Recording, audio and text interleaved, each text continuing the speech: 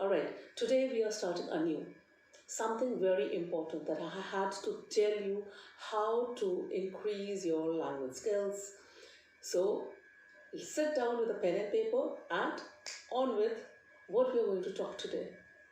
So we had a letter today from a girl of class 12 and she's working in she is studying in a government school here in India, and she had a very important question to ask, like, ma'am, give me some tips that I can start knowing English or start understanding English at home on my own. Guys, it's very easy. How did we learn Hindi? All right, got it? So let's go pat on 5 major ways we can enhance our language. So the first way that we can go on is start watching soap operas or English movies or BBC News or any English news channel that has good diction. English movies, yes, old English movies, I can say Sound of Music, I remember Roman Holiday, I remember McConnell's Gold. These English movies had a right diction to words. They were not like, didn't have slangs. They had proper, pure English. So these are the things that you can listen and you can understand how a language is spoken. See, when we are talking in Hindi, we have a very specific way of speaking because we have a lot of objects to, we objectify a thing. So similarly in English, when you objectify, you have to know what you're talking about. So they are not like mamas or mamis or buas and pupas. We have uncles and aunts. You have to know these things very well because you cannot mix up the language over there. So go watch a good soap opera. Soap operas are serials that come on televisions. You have Modern Family, you have Friends. Then these days, very famous one is Money Heist. These are very normal ways of looking into learning a language. Second important factor, how you can go about learning English or a language is talk to a person who knows it well. I'm sure in your family you must be having somebody who knows English well. Or even if you don't have somebody in the family, you must be having some friend or some acquaintance who talks well. Pick up your phone. Lockdown period. Pick up your phone, start talking, start conversing. You will say a lot of wrong sentences definitely, but ask that person to keep on correcting you. Always listen to what the other person is saying. I told you in the first warm-up exercise, listening is more important than speaking at this point of time. Listen well. When you are listening, you're speaking well. I listened all throughout. I listened to my teachers, to my lecturers, to my seniors, to my friends, and I saw their lip movement, I saw their pronunciation, I saw their dictions, I saw the way of speaking, I saw their expressions, and I started working on them. Please don't just copy. Have your own way of speaking. And start conversing. Hindi, you said wrong sentences in your childhood. You were never made fun of. Why be afraid of English? It's just a language. It's just a way of expression. Speak. Third norm that you have to go into for speaking a right kind of English is write journals. These days you must be not doing anything but doing a lot. So start writing your own diaries. You must all be having some or the other beautiful, notebooks, or beautify them. Put a sticker, put a drawing, write a poem, write about an incident that happened that touched your life, write about anything that is happening around you. There's so much to tell, so much to write, and write a paragraph, show it to somebody who can check it. Find out answers to yourself. Find out, you can also write something like a recipe. What is a recipe? When you're making food, the steps that you have taken to make that food or to make that dish, write it down. Tell the people how you made it. And that way it will become very communicative. You'll start understanding what people are wanting to write, to hear from you. And are you speaking the right words?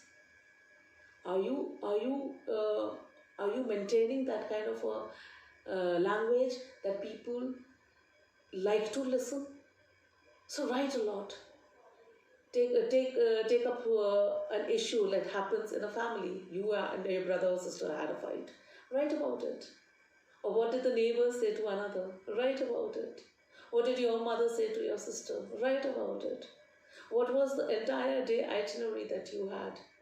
Like you had a bath, you cooked, you helped your mother, you all sat down to play a game. How was the game? Did you like the game? What was so interesting about the game? So many things. Start writing once you are in the bed at night, finish up one page every day, write and see how you can express yourself. And for expressions you need words. So fourth important work is find out 5 words every day from a dictionary. You can say A words, B words, words starting with A, words starting with B, words starting with C. Take up 5 words every day and start writing sentences on them. Use them in day-to-day life. Supposing the word is access. ACCESS. Access means to have a feel of a thing, or you have an access of getting into the kitchen. You had the access of getting into the kitchen. You had the way to get into the kitchen. So first find out the meaning, the literal meaning, and start writing sentences on them. That will enhance your power of writing and speaking, because you're putting new words in your itinerary. You're putting new words in your daily skill languages. Guys, it's very important to learn language in a way that is hearable, that is good to ears. I have seen people talking very wrong sentences when they, wrong in the sense, their subjectivity with the tenses is very bad. They'll put the past tense and present and future. Know your tenses well. We have talked already about this in the warm-up exercise, that you have to know your tenses well. You were going, you are sitting, you will be going. So what was happening, is happening, and will be happening. Know your tenses well. How you're going to roll the sentence is very important. How you're going to put up that sentence in front of people is very important. And the last and the most important way to learn the language. In childhood, I remember we used to say, quoting, Mama, mammam chahiye. The mammam was water, so it was translated. Paiya mein dard ho rahi hai. Paiya is palm, legs. Everything goes to translation. How you translate a subject, or how you translate a sentence, how you understand a sentence. Guys, it's very easy. It's very easy now. Pick up a small paragraph in Hindi, or maybe a small story, and start translating it. I'm telling you, this is the best way you can learn a language, because there you have quote unquotes, you have a proper sentence, you have a marker, you have everything to translate. And when you're translating, you're putting in your events, you're putting in your mindset, you're putting in your expressions, you're putting in your words. When you're putting in your words, you are explaining the sentence as per your norm. There you'll get to know whether you know the correct diction of that sentence or not. Or have you understood the right meaningful sentence that you've written or not? Pick up stories, pick up sentences, pick up 5 sentences. Ask anybody in your family to give you 5 sentences. Come on, okay, let's go. What is your name? Right? How will you go it in Hindi? Tumhara naam kya hai? Similarly, in Hindi, if you have kahan ja rahe ho? Kahan? Where are you going? Question mark. These are simple sentences, know about sentences, which will help you to retrace the language. Then go on on active passive, then go on direct indirects. उसने कहा मैं जा रहा हूँ. He said, comma, inverted commas, I am going. You should know where the quote was, where the unquote was. If you're quoting a sentence, it should be in an inverted comma. If you're directly speaking it, it should be flat on, bang on. It actually everything implies on your expressional mode. How you are expressing a sentence. For that, please, apart from these 5 things, one very important thing that I tell all my students is look into dictionary all the time. Whenever you find a new word, please look into a dictionary. And second most important thing is, please keep a thesaurus handy. Thesaurus, what is a thesaurus now? In Hindi, you have paryayavachi. Ek shabd, anek shabd, uske anek meanings. Not meanings, they have meaningful words. Similarly, in synonyms, synonym is different words for one word. So you have a rainbow of words for one single word. It will help you in putting up different words at different time. I was thinking, I was pondering, I was dreaming. No, dreaming would be another word, but yeah, I was whimsical.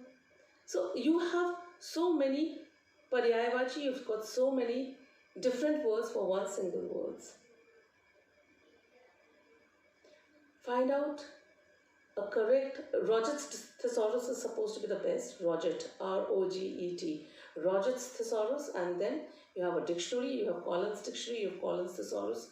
These books will be very handy for you to find out correct words for putting it in a good sentence. So happy trailing.